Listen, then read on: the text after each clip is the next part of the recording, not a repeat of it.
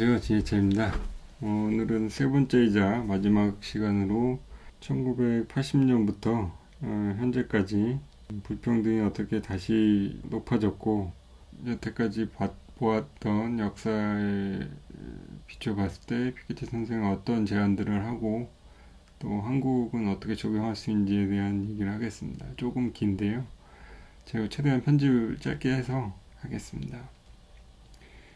먼저 1980년대 이제 그 레이거니즘이라는 그 미국의 레이건 대통령이 등장을 하면서 부유층을 살려줌으로써 경기가 살아날 수 있고, 그러면서 부유층에서 걷던 세수가 주니까 사회복지도 줄여야 한다, 이런 내용인데요. 현실적으로는 대부분의 경우에 부유층에서 원래 걷어야 될 세금을 이제 공기업을 사유화시키면서 부유층 계층이 원래 내야 될 세금으로 그 사유화되는 공기업을 사들인 거죠. 그러니까 결과적으로는 이 공기업들이 무료로 부유층한테 넘어가는 양상이 됐습니다. 지금 이제 신자유주의 시대에 들어서면서 부유층의 자산 실태 정보가 결여되어 있습니다. 그러니까 그게 정보 공개를 안 하면서 이제 재분배를 막겠다는 그런 거거든요. 그러니까 이 부유층의 자산 실태, 특히 금융자산에 대한 실태 파악의 결여로 조세 탈피 국가로의 반출이 상당할 것으로 지금 분석이 되고,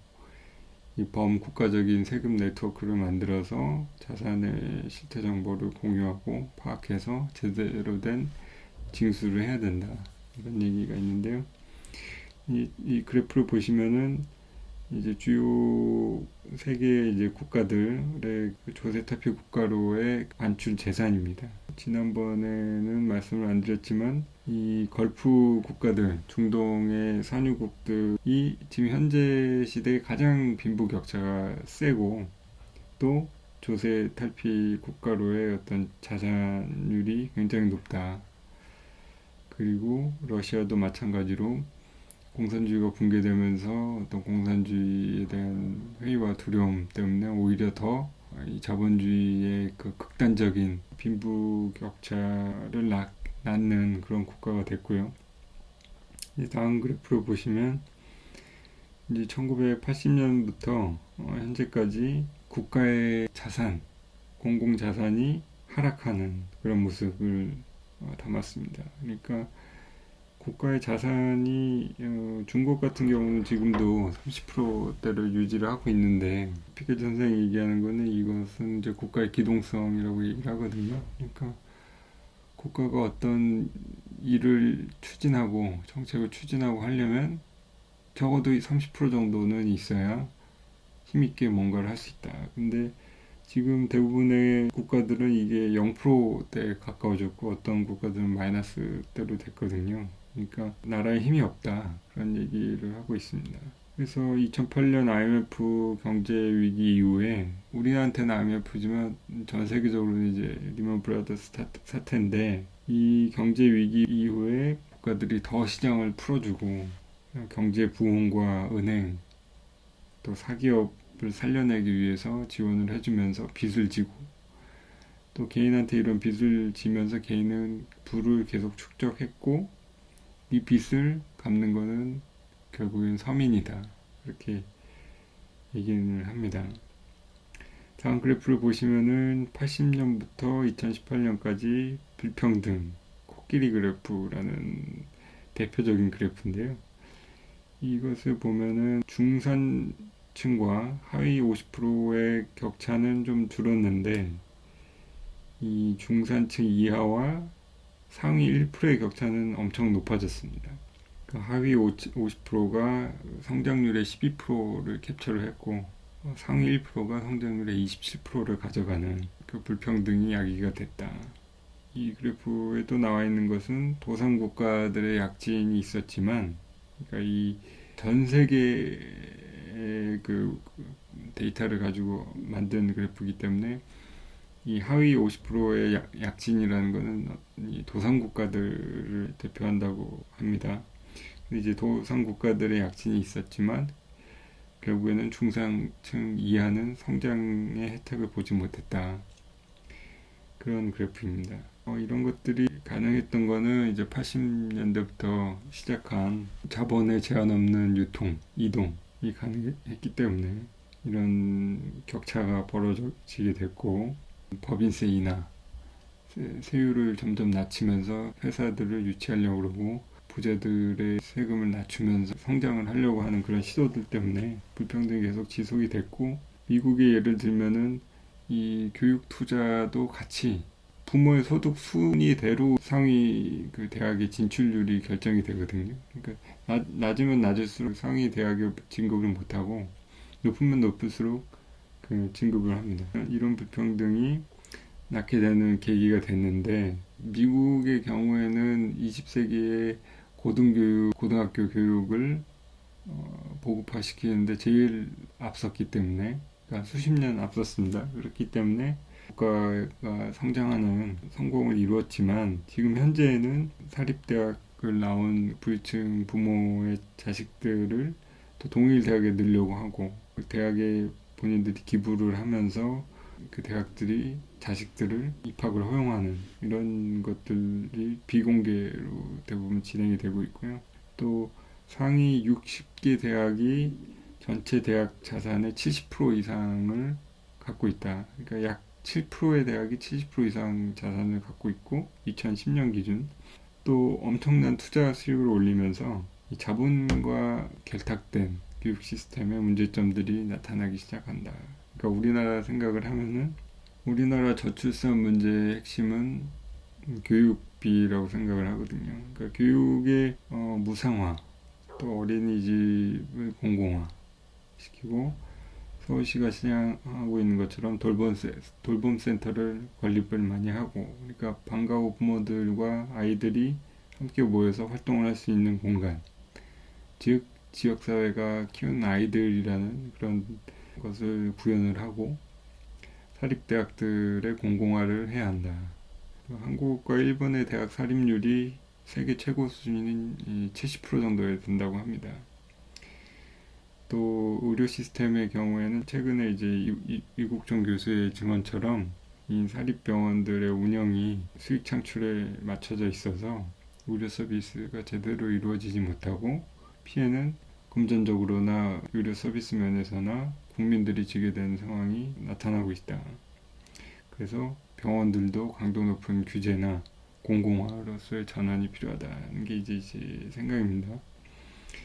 그래서 피케티 선생이 얘기하는 거는 이제 교육, 의료, 문화, 교통, 환경 분야에 있어서는 자본의 그 권한을 제한하는 것이 좋다. 왜냐하면 이런 분야는 어떤 순수한 의지와 비상업적인 가치가 중요한데 상업주의가 이런 것을 무력화시키기 때문이다 라고 얘기를 하고 있습니다. 이제 환경에 대해서 좀 더 들어가 보면은, 환경에 대한 자본주의는 일단 현재는 자연 자원을 통해서 경제 활동이 발생할 때만 카운트를 한다는 겁니다. 그러니까 인류의 지식 자산이나 환경 같은 문제는 자본의 잣대를 들이댈 수 없다. 그리고 이 탄소 배출을 하는 나라들은 주요 이제 부유 국가고 가장 많이 배출하는 나라는 미국이기 때문에 부유 계층일수록 탄소 배출량이 많고, 그렇기 때문에 누진세를 적용을 해야 되고, 또 이 탄소를 소비하는 소비자뿐만 아니라 탄소를 생산할 때부터 생산자에게도 누진율을 적용을 해야 된다. 아까도 말씀드린 그런 어떤 자산에 대한 파악 없이 부유층과 밀접하게 연관되어 있는 환경 문제를 해결하기는 힘들다. 돈이 많은 사람이 더 많이 배출하기 때문에 그런 것에 대한 정보가 있어야 환경 문제도 해결할 수 있는 계기가 된다는 거죠. 이 다음 그래프를 보시면 이 세계의 카본 배출 비율입니다. 미국이 제일 많은데 미국의 세계 평균보다 높은 배출을 하는 개인이 35% 되고, 2배 이상 45%, 9배 이상은 55%를 차지합니다. 근데 다음 제안은 범국가적인 시스템에 대한 제안인데요. 이제 유럽의 경우를 들면 19세기에 이제 식민지를 더 많이 차지하고 이런 나라 간의 경쟁이 국수지를 낳게 하고 국수지가 결국에는 전쟁을 일으켰는데, 이런 국수주의의 전통이 아직까지도 이어져서 유럽연합의 의결 구조, 그러니까 지금 현재는 각 장관이 서로 모여서 의결하거나 또는 국가 원수가 서로 모여서 만장일치로만 의결할 수 있는 그런 구조인데, 이건 어떤 의회 성격이 아니고 또 서로에 대한 불신도 높고 이제 세율을 무한으로 서로 경쟁하다 보니까 유럽연합의 작동 구조는 정상적으로 될 수가 없다, 이런 얘기가 있고요. 정작 중요한 이런 공통으로 써야 될 예산이나 공통으로 구축할 수 있는 세금 시스템, 이런 것들을 의결할 수 있는 의결권을 가진 유럽의회의 도입이 시급하다는 얘기를 하고 있습니다. 저희도 마찬가지로 이제 일본, 중국, 동아시아, 동북아시아 정도 공동체가 앞으로 이제 나오겠죠. 그런 것에 이제 미리 대비할 수 있는 그런 내용이라고 생각합니다. 이런 이제 국수주의의 전통, 그러니까 지금은 기술과 교통의 발달로 국제적인 교류가 상당히 많고 한데, 아직까지 세계 각국은 이전의 국가 시스템에 머물러 있다, 이런 것에 변화가 필요하다는 얘기를 하고 있습니다. 불평등이 선거를 통해서도 나타나는지에 대한 얘기를 하면은, 전 세계적으로 1950년부터 사회주의적인 정당이 활발하게 활동을 하면서 계층 선거 구도, 그러니까 노동자 계층은 사회정당을 지지하고 하는 그런 계층 선거 구도에서 1990년대부터 지금까지는 엘리트 시스템으로 바뀌었다. 엘리트 구도. 그러니까 피케티 선생은 지식 엘리트와 상인 엘리트로 나누거든요. 그러니까 지식 엘리트는 뭐냐면 인도의 브라만 계층에서 이름을 따와서 브라만 좌파로 명명을 하는데요. 50년대에 노동자 계층에 있었던 사람이 교육 혜택을 받아서 지금은 이제 고학력자가 됐다는 거죠. 사람들이 계속 사회정당을 지지를 하면서 지금은 고학력자가 된 사람들이 또 엘리트층을 이루게 됐다는 것이고, 그게 이제 브라만 좌파라는 겁니다. 자유시장 경제를 지지하는 이 비즈니스 선봉하는 그런 상인 우파, 이런 엘리트 집단이 또 있고요. 그러니까 고학력 집단, 상인 집단, 엘리트층이 있는데, 그러니까 서민 계층을 대변하는 정당이 없기 때문에 이런 계층이 사회 정당을 계속 이탈을 해왔고, 그것을 이제 지금 국수주의와 민족주의, 네이티비스트, 우리나라도 먹고 살기 힘든데 이민자들을 왜 받아들여야 되느냐, 이런 것을 주장하는 이제 구구 정당들이 이 서민 계층을 흡수를 했다는 거죠. 그래서 결국에는 50년대, 80년대의 좌파, 우파들이 지금은 엘리트층으로 합쳐지면서 구도가 엘리트 대 서민, 이런 구도가 생겼다는 겁니다. 다음 그래프를 보시면은 1950년대부터 고학력자들이 얼만큼 사회정당에 투표를 했는가에 대한 그래프인데요. 이게 지금 미국, 프랑스, 영국 이렇게 나와 있는데 이게 전 세계적으로 똑같습니다. 그래서 원래 고학력 계층은 사회정당을 지지를 많이 안 했는데 최근 들어서 계속 늘어나면서 지금은 사회정당의 고학력 계층이 투표를 하고 있다. 결국에는 이 하위 50%의 계층이 자산이 1%대다. 미국이나 한국이나. 그러면 자산이 없다는 얘기는 국민의 절반이 회사를 만들어서 어떤 경제 활동을 할 수 있는 기회 자체가 없다는 얘기를 하고 있고요. 기본 자산제를 제시를 합니다. GNP의 5% 정도를 마련을 해서, 그러니까 종부세라고 하는 거는 이제 자산에 대한 누진세죠. 근데 이제 부동산만이 아니고 금융자산까지 해가지고 지금 피케티 선생의 초안은 현재 한국 종부세 세율의 한 두세 배 정도 됩니다. 그래서 이 종부세와 금융자산 누진세와 양도 누진세로 이 5%의 세수를 마련을 해서 모든 만 25세 달성하는 젊은이에게 평균 국민 자산의 60% 정도, 우리나라 경우는 약 1억 정도 됩니다. 그러니까 모든 만 25세 젊은이에게 1억을 지급을 한다. 그렇게 해가지고 모든 국민을 위한 유산 시스템, 자산을 유산처럼 받는 그런 시스템을 만든다. 그렇게 해가지고 자산의 선순환 구조를 만든다. 그런 제안입니다. 그리고 이제 가장 이상적인 양도세율은 제일 높은 구간에서 7, 80%, 소득세는 한 80%라는 연구 결과가 있고요. 평균적으로 적용되는 재산세를 폐지하고 이 종부세로 모두 적용한다면 전체 인구의 8, 90%가 자산 축적을 할 수 있는 기회를 열어준다. 그러니까 자산이 많은 사람한테서 많이 가져오고 그 이하의 자산들에게서 이 누진세로 바꿔주면 8, 90%의 국민이 자산 축적을 할 수 있는 기회를 열어준다. 강도 높은 이런 누진세, 종부세, 금융자산 누진세를 적용을 했을 때 국적을 바꿔서 해외로 이민을 가겠다. 그런 사람들이 있다면 엑시텍스를 고려할 수 있다.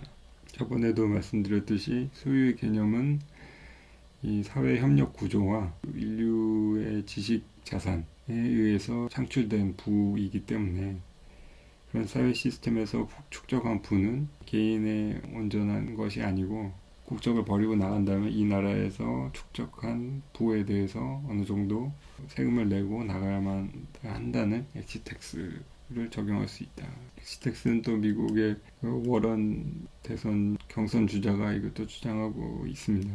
이런 내용들이 엄청난 큰 변화를 가져오기 때문에 개헌 속에 들어가야 하는 내용들이기 때문에 과감하게 느껴질 수도 있지만 단지 19세기 때부터 얘기해오던 토론해오던 사회주의 개념의 연장선일 뿐이다 라고 얘기를 하고 있습니다. 그리고 2008년부터 흐름이 좀 바뀌고 있다. 이제 정치 정당에 대해서 이제 또 이어가면요, 그 아까 말씀드렸던 엘리트 계층과 지금은 유럽에서는 엘리트 정당들과 이 극우 정당의 어떤 양극화를 조장을 합니다. 그런 것이 이제 양당한테는 좋은 일이지만 틀렸고 또 위험하다. 왜냐하면 프랑스는 이미 국민들이 네 가지 정도의 분류로 나뉘어져 있고 한국의 경우에는 이미 지난 총선 때 서너 개로 나뉘어졌음을 알 수 있습니다. 그리고 위험한 이유는 이 극우 정당이 국수주의적인 것만 하기 때문에 위험성을 갖고 있다는 것만 가지고 공격을 하기 때문에 만약에 이 극우 정당들이 사회주의적인 그런 서민들을 위한 프로그램을 갖고 선거에 임한다면 이 선거에서 이길 수도 있기 때문에 그런 것들이 어떤 위험을 초래할 수도 있다 이런 얘기를 하고 있습니다. 마치 미국의 민주당이 흑인들을 제외한 백인들만의 복지를 얘기함으로써 정권을 잡았듯이 이런 시나리오가 가능하다는 겁니다. 현재는 모두 포스트 이념 시대를 주창을 하고 있지만, 그러니까 국가가 모든 것을 소유해야 한다. 또 주주의 주식회사가 모든 것의 해결책이 될 수 있다. 이런 자유주의, 이런 양극의 이념 시대는 끝났다라고 주창하고 있지만 어느 시대보다 이 이념의 대결이 치열하다는 얘기를 하고 있습니다. 정당에 이제 국가가 지원하는 공금을 현재처럼 국회의원 수로 하는 것보다는 유권자에게 매년 세금 신고를 할 때 515씩, 그러니까 우리나라 같으면 뭐 5천 원 정도씩 공금을 어느 정당에 이제 돈을 지급할 것인가에 대한 것을 선택권을 주면 그게 훨씬 좋다는 연구가 있습니다. 결국에는 유권자가 적극적으로 정치에 참여할 수 있는 계기가 될 수 있다는 겁니다. 다당제에서는 프랑스처럼 대통령 선거를 2차에 거쳐서 하는 것이 좋다. 왜냐면 1차에 거쳐서 하면은 이 양당으로 몰리는 결과가 나오고 2차로 하는 거, 그러니까 1차로 투표를 하고 1, 2등이 이제 2차 투표가 되는 거죠. 그러니까 2차로 하면 다양한 투표 성향이 1차 때 표현이 되고 그게 더 다당제에서는 바람직한 선거제도이다 이렇게 얘기를 하고 있습니다. 전 세계 국가들이 법인세를 계속 인하를 하면서 투자를 유치를 하고 이런 투자 경쟁, 세율 경쟁을 하는 것은 사실 세금 징수 시스템에게는 가장 위험한 리스크를 제공을 하고 있다는 얘기도 있고요. 이념의 대립, 이념의 대결이 피케티 선생에게는 지식과 경험을 공유하는 것, 또 상대에 대한 존중을 하면서 토론하고 민주주의에 기반하는 것이다 라고 얘기를 하고 있습니다. 마지막으로 현대에는 경제에 대한 특수성, 어떤 독립성을 보장을 하고 있는데 이 책이 이런 경제적인 역사를 일반 시민들이 습득을 하는 계기가 되고 이런 지식의 민주화가 경제 민주화를 가져오고 또 정치 민주화를 가져오는 중요한 과정이 될 수 있을 것이다 하면서 이 책을 마쳤습니다. 그래서 제가 전체적으로 종합을 해봤을 때는 가장 중요한 것은 결국 높은 종부세, 높은 금융자산 누진세를 통해서 세수를 걷어들여서 그것으로 교육의 무상화와 공공화, 또 의료 서비스의 공공화를 가져오는 것이 중요하다고 생각이 듭니다. 예, 그래서 토마 피케티 선생의 자본과 이념 세 번째이자 마지막 순서를 마치면서 수고 많이 하셨습니다. 또 다음에 좋은 아이디어를 갖고 또 뵙도록 하겠습니다. 감사합니다.